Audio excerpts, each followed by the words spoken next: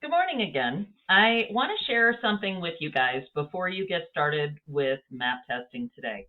So, there is actually a lot of science around breathing. Okay.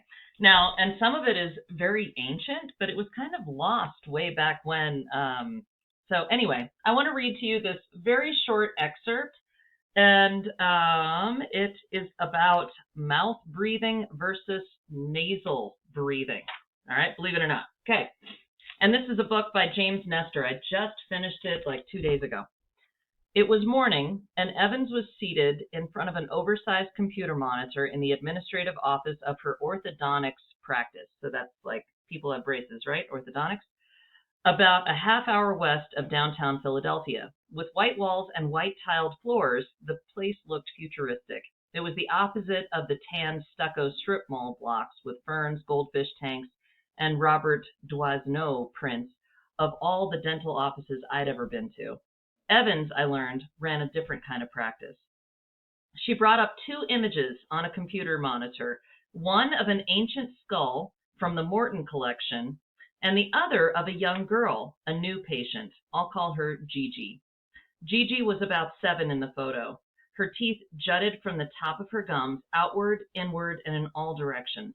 There were dark circles under her eyes. Her lips were chapped and open as if she were sucking on an imaginary popsicle. She suffered from chronic snoring, sinusitis, and asthma. Anyone have any of those things?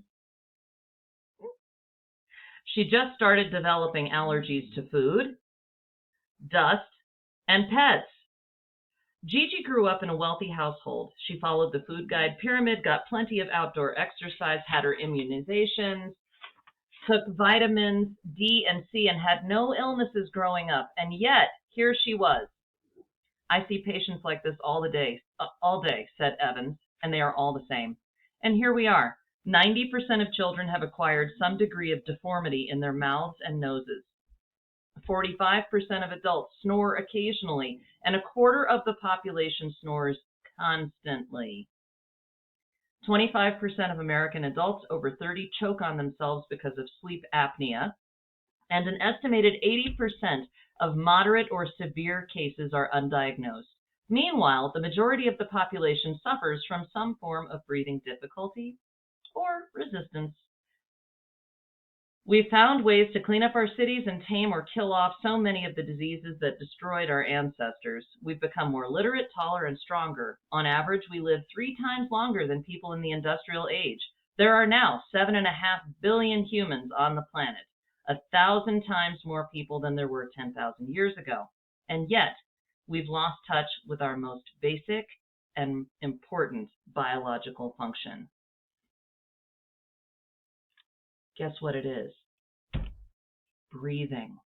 Okay, so that said, take a moment to do this breathing exercise.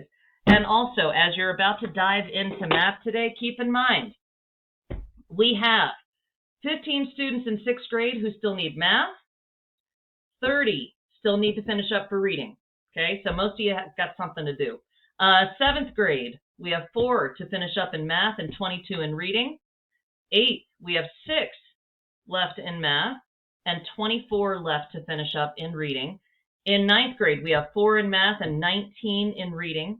9 in math left to go and 23 in reading. And 11th grade, we have 16 math tests that still need to be finished up and 19 in reading.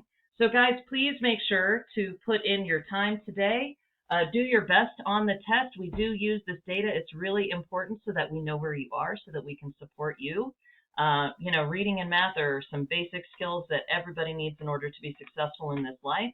And as teachers, when we see this data, it helps us to know how to help you because that's our job. So enjoy the breathing, and I will see you later.